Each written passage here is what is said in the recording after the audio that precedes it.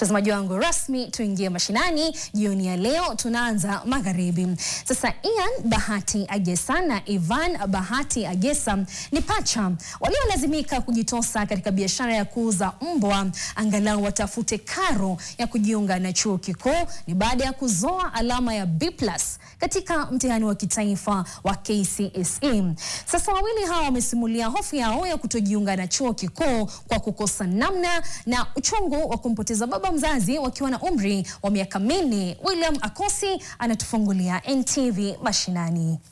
Upande wa biashara tumejaribu kwenda nyumbani kufuga mbwa, tukatoa mbwa kutoka kwa majirani, ila siku ya kupeleka mbwa wao soko walitoweka nyumbani, kuwatafuta tu kuwapata.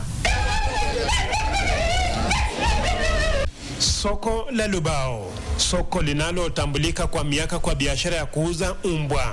Ian Bahati Agesa na Ivan Bahati Agesa ambao ni pacha wako kwenye shughuli ya kutafuta karo katika kibanda hiki cha hoteli. Na huyu ako na mapengo na anataka mahindi. Bwana kwanza hii. Wawili hawa ambao walipoteza baba mzazi wakiwa na umri wa miaka 4 wanaelezea wasiwasi yao ya kukosa kujiunga na chuo kikuu kuendeleza masomo yao ya ualimu. Kapata B+, nikajaribu mjengo, ikashindikana, nikajaribu kuku, kufuga hata kuku nyumbani, ugonjwa ikakuja ikalemea, sina pesa ya kununua dawa, zikaaga zote hivyo. Tumekazana, tunasaidia mama hapa kwa shughuli yake hapa kwa hoteli, lakini bado mwisho wa siku akifanya hesabu zake baada ya kufanya mauzo yake hapo sokoni, anaangalia anapata hajapata kitu cha maana. Nilikuwa naonelea nisome education science sababu angalau competition haiko sana. Wenye wamefanya kosi ya udaktari ni wengi sana, wengine wamekaa tu hawana kazi hivyo.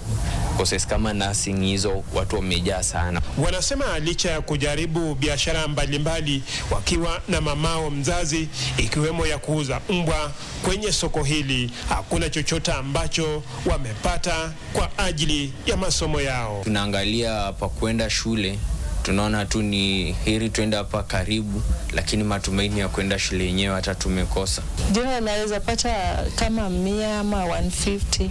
Unapata hiyo 150, una spend 50 ama 150 unatumia. Nilikuwa naomba tu kama kuna yoyote anaweza jitokeza kunisaidia kuingiza watoto shuleni, waende shuleni, watimize ndoto yao. Mimi na ahidi yoyote atakayenisaidia ya kwamba mimi nitajituma, nitatia bidii kwa maisha yangu. Hawa tu ni baadhi ya wanafunzi ambao wanaendelea kuteseka wakiwa vijijini na hata kukosa kuendeleza masomo yao kutokana na ukosefu wa karo. Wanafunzi hawa ambao ni pacha na walianzisha biashara hapa ya hoteli wanataka serikali kuingilia kati, huku wahisani ambao wanatoka eneo bunge la Malava ambapo mbunge Malulu Njendi aliweza kufariki miezi kadhaa iliyopita wakitakiwa kuingilia kati na kuweza kuwanusuru kutoka kwenye mtego huu. William Akosi, NTV mashinani, nikiwa katika soko la Lubao, kaunti ya Kakamega.